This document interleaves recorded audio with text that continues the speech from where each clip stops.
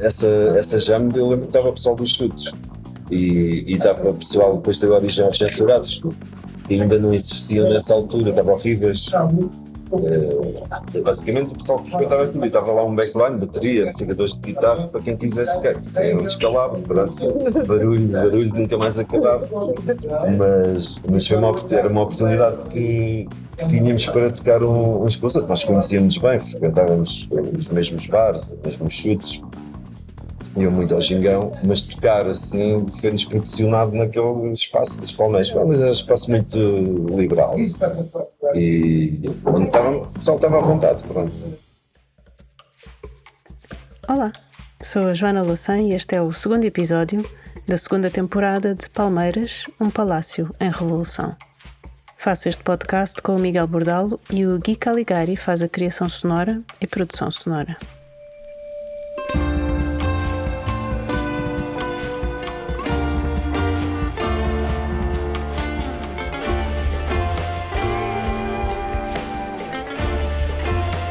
Palmeiras, um palácio em revolução. Abriu o episódio o Luís Varatojo, na altura dos Pesticida. E a jam session de que ele está a falar não aconteceu num dia qualquer. Lembro-me, por exemplo, uma vez que fizemos lá um Natal nas Palmeiras, a noite de 24 de dezembro mesmo, e então a me ter jantado com uma família. Isso era uma jam session, não era bem concerto de ninguém, mas apareceu, por exemplo, o Calu, dos Chutes, o Zé Pedro. Nós também fomos 2 ou 3 e lembro-me de foi uma grande festa do Natal. Tipo, jantar em casa com a família e agora eu tenho que fazer, temos música para dar ao pessoal e foi uma grande noite de Natal essa nas Palmeiras. Já não me lembro em que ano foi, talvez em 89, 88, acho que foi em 88. O meu irmão ia lá todos os jantares de Natal. Mas não vinha aqui. Aqui é a casa da família, onde gravamos a nossa conversa e estás a ouvir a Rita Godinho, irmã do Small, alcunha pela qual era conhecido o fotógrafo Pedro Lopes. A seguir, Cecília Honória. Epá, não, aquilo era assim uma cena, tipo, o meu irmão nem queria vir aqui. O meu irmão passava o Natal, era religioso, era com o Bolso e com a Ana, a cabeleira, no PSR. Eu jantava aqui e a seguir ia para lá, a correr. Nunca gostei de passagens de ano, que acho uma festa acho um ritual um bocadinho sórdido, não é? Aquela coisa que começa lá numa ponta do mundo e depois chega aqui, quer dizer, quando chega já a passagem da meia-noite está gasta. É um bocado ridículo, mas as melhores passagens de ano que eu fiz foram feitas na sede. Apesar de eu ir à sede, às Palmeiras, a ela, desde sempre, eu nasci demasiado tarde para me lembrar desta fase do edifício e estou a tentar perceber e a tentar mostrar de forma mais ou menos eloquente que raio de espaço era este, que atraía elementos de bandas como os Chutes e Pontapés, para lá passarem uma noite de Natal numa altura em que já tinham, acho eu, atingido um nível de sucesso e de fama e de tudo o que lhe vem associado. Então a pergunta que se seguiu era, fora das jams de noites de Natal, que tipo de pessoas iam regularmente ao bar? Vais ouvir a Ana Alexandrino, André Ruivo e José Luís Peixoto. E era até um ponto em que podias encontrar uma série de bandas do rock da altura que passavam por lá. Portanto, havia também essa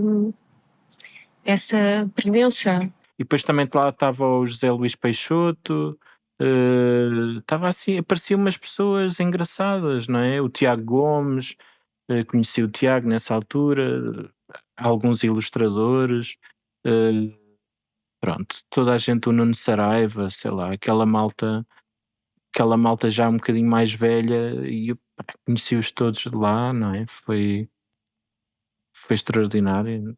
Lembras de pessoas ou bandas que tu até nem estavas à espera de, olha, estes estão aqui, ou assim, pessoas assim que tu te lembres que tenhas falado, que tenha sido surpreendente ou assim? Sim, lembro, por exemplo, de ver aí o Zé Pedro dos Chutos, que para mim, não é, que lá está, eu vinha do Alentejo, não é? Ele ficava assim starstruck, não é? Como é que dizem? O Totrips, por exemplo, na altura tinha uma série de bandas, todo esse pessoal que, pronto, no fundo Agora, por exemplo, no caso do Tó Trips, agora eu penso, o Tó Trips andava aí, mas na altura ele era um tipo assim como qualquer outro. E lembras-te de algum episódio assim mais cómico, mais divertido que se tenha passado aqui? Não, isso com certeza que vários terão limitações à radiodifusão por podcasts. Não, ajuda-me, por favor, Joana. Mas sim, mas Este é o Paulo Pena, jornalista. É de facto injusto eu perguntar por episódios particulares sem eu ter avisado antes, mas houve um que escapou à censura da memória. Depois, Fernando Faustino e Pedro Eloy Duarte. Não, isso acontecia semanalmente, porque era um ponto de encontro para pessoas que eu conhecia, admirava, da música, do teatro, do cinema, da escrita, etc. Havia sempre alguém que eu encontrava aqui a beber uma cerveja e que eu queria conhecer, não é? E sim, desse ponto de vista era muito, muito rico e interessante. Assisti cá a muitos concertos, não é? E a vários outros tipos de coisas, não é? Conversas. Lembro-me de uma que senti bastante vergonha alheia, mas também muito, enfim, fiquei muito contente também por isso, porque estávamos lá em cima e era uma conversa com o Sérgio Godinho e as intervenções eram todas muito críticas da forma como o Sérgio Godinho cantava. Se ele não gostava mais que as pessoas cantassem as músicas dele, porque às vezes cantavam-nas melhor do que ele próprio. E eu queria esconder-me em algum lado. Era tudo muito crítico, mas muito engraçado, e ele levou aquilo com muita sabedoria. Acho que ensaiava com a gente noutro sítio ao mesmo tempo, o Zé Mário Branco. O Zé Mário Branco ensaiava lá em cima, cara. Sim. Era uma coisa tipo, cuidado, o senhor está lá em cima. E vocês lembram-se? Zé Mário, sim, muito afugazmente, mas sim, ele não nos ligava nenhuma, claro. Mas muito respeito, sim, senhor. O José Mário Branco ensaiou no primeiro andar das Palmeiras num período relativamente breve, em que não tinha estúdio de ensaio. Publicou pouco depois um disco, Correspondências, em 1990, e incluiu o PSR nos agradecimentos. Segue-se o Luís Osório, jornalista. Lembro-me das noites em que o Zé Mário vinha aqui. Não necessariamente à sexta-feira. Eu julgo que ele não vinha à sexta-feira, mas vinha noutros dias. E era... O homem era um deus, não é? Era um deus na presença de ateus, não é? Eu era o único que acreditava em Deus naquele nosso grupo alargado de pessoas. Eles bem queriam desmobilizar-me de Deus, mas não me retiraram Deus, falharam nisso. E é muito engraçado, porque vejo, não é preciso imaginar, vejo nitidamente com a Manuela de Freitas num canto e nós íamos ao beijamão ouvi-lo. O Zé Mário Branco não foi a pessoa mais culta que eu conheci aqui. Mas há uma eu e o Miguel não fomos rápidos o suficiente na gravação para perceber quem foi a pessoa mais culta. Por isso, fica a dúvida no ar. E não há possibilidade de não serem ouvidas. E o Zé Mário Branco é isso. Lembro-me de... Ele tinha muitas dúvidas políticas e era um derrotado, não é? Era um derrotado assumido, era um vencido. Era um homem que talvez... simbolicamente, poeticamente, no final de 75 entrou para a clandestinidade e ficou na clandestinidade para sempre. Acho que sim, a imagem que tenho. Portanto, ele nunca foi do Bloco de Esquerda, nunca foi do PSR, sendo próximo do Bloco de Esquerda e do PSR, mas ele era dele próprio, ele desistiu dessa... Mas quando ele sorria acreditando, e se ele sorriu acreditando foi aqui, sim. Eu lembro de um arraial... O arraial deve ser assim num verão de sardinhas em que o Zé Mário aceitou cantar algures ao pé do castelo ou no Lar da Misericórdia. O PSR fez uns... Era no final do elevador da Bica. Exatamente, aí. E eu fiquei realmente completamente incrível. Era uma energia incrível. Portanto, eu acreditava naquilo que ele me dizia. Era inevitável.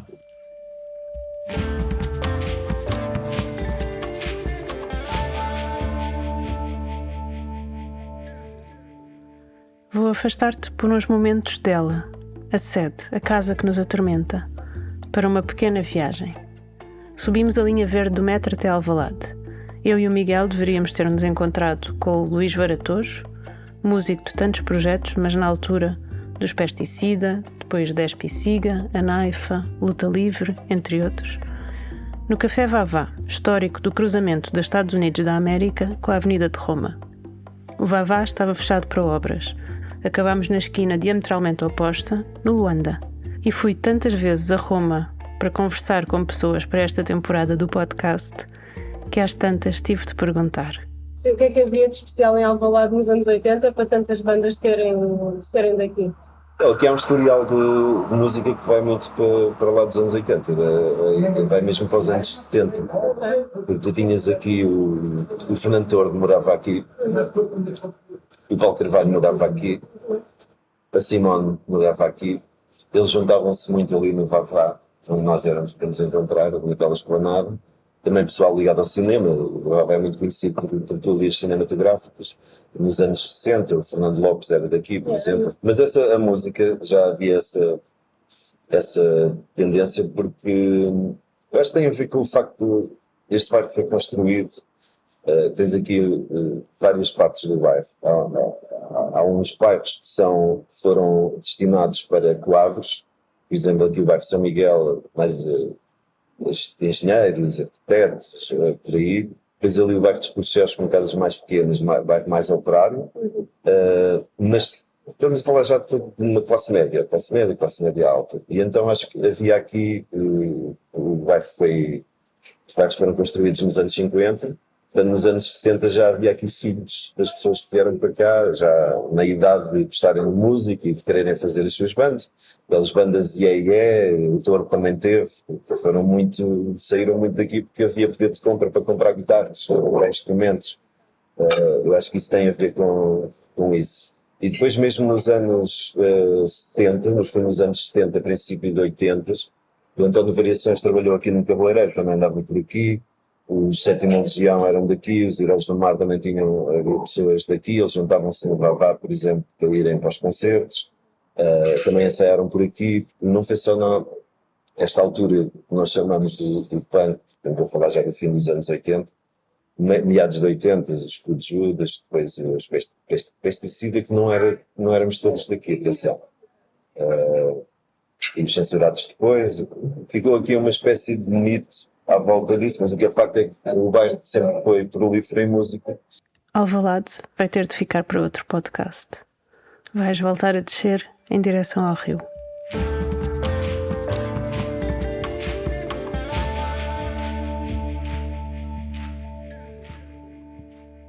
E como é que era o ambiente no Bar das Palmeiras? O ambiente no Bar das Palmeiras era tipo do Gingão, que era uma grande confusão, como nós dissemos na letra. Para mim era uma excitação, porque eu tinha 16 anos, porque aquilo para mim...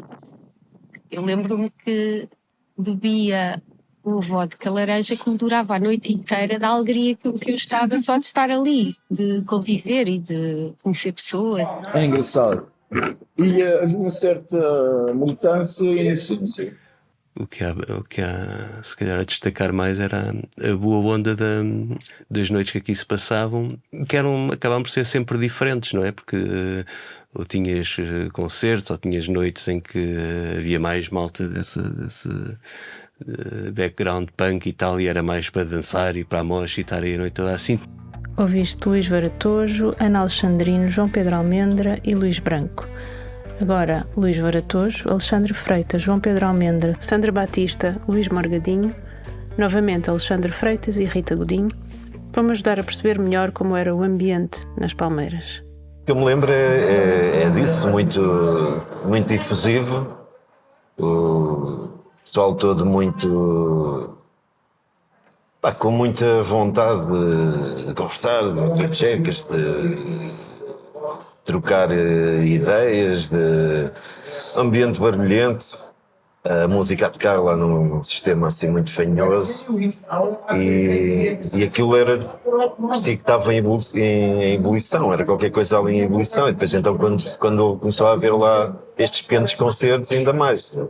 Era possível encontrar muita gente e era um sítio onde as pessoas marcavam encontros também. Era conforme as noites, muitas vezes era o ponto de encontro para as pessoas irem para o bairro alto. Entretanto havia outros que já estavam no bairro alto, no Gingão, ou no estádio, ou isso, e depois iam para o PSC. Só vence um certo nível, depois ficava cheio. Eu aqui, as minhas memórias no Bar das Palmeiras vêm através do fascínio, do início, da paixão de estar a tocar, a dar os primeiros passos numa banda. A realidade que nunca me tinha passado pela cabeça e estar inserida num grupo de pessoas em que todas elas se queriam divertir, queriam estar bem, queriam criar. Lembro das pessoas quererem criar, simplesmente, ou com instrumentos, ou com artes, ou com pinturas. E todos esses movimentos eram altamente inspiradores. Houve aqui noites muito giras e lá está, estávamos sempre em festa e no dia seguinte estávamos na rua a manifestarmos ou a pintar uma parede. E eu hoje proponho-me a pensar como é que aquilo não caía tudo, porque eram umas tábuas em cima de umas grades de cerveja, com umas baterias, com os microfones e as guitarras elétricas no máximo, o pessoal todo aos saltos, pá, aquilo era uma coisa, num espaço muito pequeno. De qualquer maneira, havia alturas em que aquilo estava a abarrotar mesmo, era assim uma coisa fantástica. Todos os dias aquilo era sempre uma festa mesmo, festa. Eu lembro-me de não dar para entrar mais gente. O Bar das Palmeiras, e vou falar sobre isso nos próximos episódios, era na altura um dos poucos espaços com música moderna ao vivo em Lisboa e fazia-o mantendo o ambiente de proximidade. Luís Morgadinho, Luís Varatojo e Carlos Antunes. E acorria aqui gente de todo o país, já não era só Lisboa e arredores, isto mexeu de norte a sul. Posso dizer que estávamos à vontade e circulávamos dentro da sala e dentro do bar também, e buscar cervejas. Pagávamos, mas íamos buscar ao frigorífico, e assim a estar em casa, não é, basicamente. Era uma família e era tudo muito artesanal, era tudo feito muito na base do improviso. Era muito acolhedor, era muito de quem vinha com um amigo era sempre bem-vindo, e mesmo quem não estivesse com amigos acho que era bem-vindo na mesma. Foi muito interessante pelas pessoas que conheci lá. Nós estamos a falar Joana, estamos a falar de uma época completamente diferente, porque... Estás a ouvir o Ricardo Alexandre, segue-o a Rita Godinho. Para já, desde logo, o país era muito diferente, era tudo muito mais, parecia, pelo menos, tudo mais distante, não é? Para mim, jovem do Porto, apesar do Porto estar com uma movida interessante na altura, e eu já sair lá, vir a Lisboa era qualquer coisa, era um acontecimento, não é? Ainda por cima vir a Lisboa e estar com o meu amigo que era músico e tinha uma banda era espetacular, não é? Ir com ele, sair à noite a sítios que onde ele conhecia gente, ainda mais espetacular era. Não era só música a passar, mas depois, tipo nos anos 90, depois de 98, por aí, assumiu-se mesmo a cena do DJ. De ter uma mesa e de haver pessoas a passar música. Eu lembro, por exemplo, Cortato, o primeiro sítio onde eu ouvi foi no PSR. Manu Chao, Manu Negra, foi no PSR. Tipo, eu fiquei a conhecer bandas ali, porque havia imensa gente a passar e havia espaço para toda a gente pôr. Olha, põe esta na minha cassete, era cassetes na altura, nem era. E tipo, olha, hoje tenho aqui uma compilação muito gira que trouxe. Uma contextualização para quem tiver nascido no século XXI. O que é uma cassete? Que tipo de cassete? Uma cassete de áudio, música. É uma cassete, ou seja, é uma espécie, é um retângulo que tem uma fita dentro. As cassetes de áudio são mais pequeninas do que as de vídeo e pões num leitor de áudio e ouves. Ok. E qual é que é o tamanho de uma cassete de música? diria 10 centímetros em 5. Ok. Por, tipo, de altura tinham... A altura, tipo assim, ou seja... Tipo, 2 centímetros de altura. Sim. Ok. E como é que ficavam gravadas? Onde é que era gravado o som? Na fita. Ok, obrigada. Esta foi a Noa Camargo, agora Luís Branco e Ana Alcântara. Rock e punk, nada de música comercial, portanto, passavam coisas de rock basco, Cortato, La Polha Records e coisas assim, coisas mais pesadas. E em alguns casos, pois aquilo também variava um bocado consoante a hora e a quantidade de gente que estava. Também tinhas músicas de intervenção e ambientes mais para a conversa. Noites de jogar à sueca assim até às tantas. E de se decidirem coisas em jogos de sueca. De haver noites em que era já o Bolcha a organizar mesas de sueca no Bar das Palmeiras às 3 e 4 da manhã. Isto teve várias vidas, não é? Acabou por ter várias vidas o Palmeiras. A Ana disse-me que o que se decidia era, por exemplo, quem iria representar o partido, o PSR, numa reunião internacional. Estás a chegar ao fim desta viagem, mas antes, Dina Nunes, Paulo Pena, Ana Alcântara e João Moraes, interligados com o Luís Branco.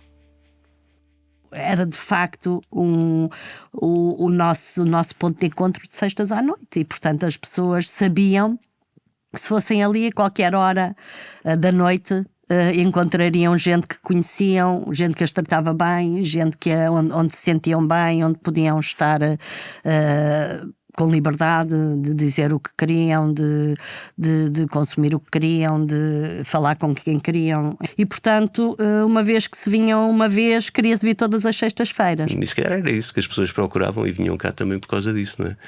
Ver gente muito diferente e mesmo politicamente, não é? Vinham cá a malta de anarquistas, vinha cá a malta da JCP, tinha assim uns...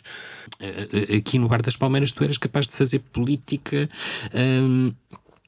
assim, dessa maneira, confrontando-te com as tuas crenças, com pessoas que pensavam de maneiras diferentes, um gosto único, isso não haveria em muitos outros sítios, pelo desacordo, pela dissensão, isso era tudo muito cultivado e era tudo muito interessante, e depois havia pessoas fascinantes. Uns grupos mesmo politicamente muito distintos, mas que encontravam aqui se calhar o único sítio onde podiam estar no mesmo espaço a beber copos e a conversar e a mandar bocas uns aos outros e essas coisas assim. E era muito também intergeracional, porque tanto havia os camaradas mais velhos que também estavam por lá nas suas organizações, não é? Como é isto, malta de 14, 15 anos que também estava por lá, ou seja, era um ambiente, nesse sentido, eu acho que muito saudável, intergeracional. Eu também tanto encontrava amigos meus como encontrava amigos dos meus pais. Havia outro aspecto, portanto, isto era, aqui o intendente não era nada do que é hoje, não é? Uma coisa diferente, portanto, os bares no bairro Alto fechavam e como isto não tinha basicamente hora para fechar, não é? Vinha tudo cá a dar a seguir, e a partir das 2 e tal da manhã e pronto, e a festa continuava aí noite fora. Mas pronto, lá está, no final da noite o que é que sobrava? Era o Palmeiras, porque depois eu ia apanhar o 46 ali no Arco Cego para Benfica, e por isso fazíamos sempre essa paragem, e aquilo estava sempre a funcionar, não é? Estava sempre aberto, havia sempre qualquer coisa a acontecer ali. Ok, era um espaço que juntava pessoas muito diferentes, socialmente muito diferentes, politicamente muito diferentes, de diferentes profissões, de diferentes idades, partidariamente muito diferentes, que mandavam bocas umas às outras, mas conseguiam estar no mesmo espaço e conversar entre si. Ou mais do que isso, que escolhiam encontrar-se para estarem no mesmo espaço e conversar entre si. Quase 40 anos depois, quais são os lugares onde isto acontece? e nós fomos espreitar, ele continuava a fumar cachimbo, mas no meio das telhas todas lá embaixo, não sei como é que não partiu nenhum osso. Isto é o Luís Morgadinho, mas fica para o próximo episódio. Este foi o segundo, e ainda não sei muito bem quantos episódios, da segunda temporada de Palmeiras, um palácio em revolução. Se gostaste, partilha o episódio com os teus amigos e deixa uma avaliação ou um comentário onde quer que o tenhas ouvido. Parece palerma, mas toda a divulgação ajuda. Realização, narração, escrita e edição de Joana Louçã e Miguel Bordal. Criação sonora e produção sonora de Gui Caligari. Participaram neste episódio Alexandra Freitas, Ana Alcântara, Ana Alexandrino, André Ruivo, Carlos Antunes, Cecília Honório, Dina Nunes, Fernando Faustino, João Moraes, João Pedro Almendra, José Luís Peixoto, Luís Branco, Luís Morgadinho, Luís Osório, Luís Varatojo, Noa Camargo, Paulo Pena, Pedro Loi Duarte, Ricardo Alexandre, Rita Godinho e Sandra Batista. A todas estas pessoas, muito obrigada. Segue Palmeiras, um palácio em revolução, na tua plataforma de podcast, deixa a tua avaliação e envia os teus comentários.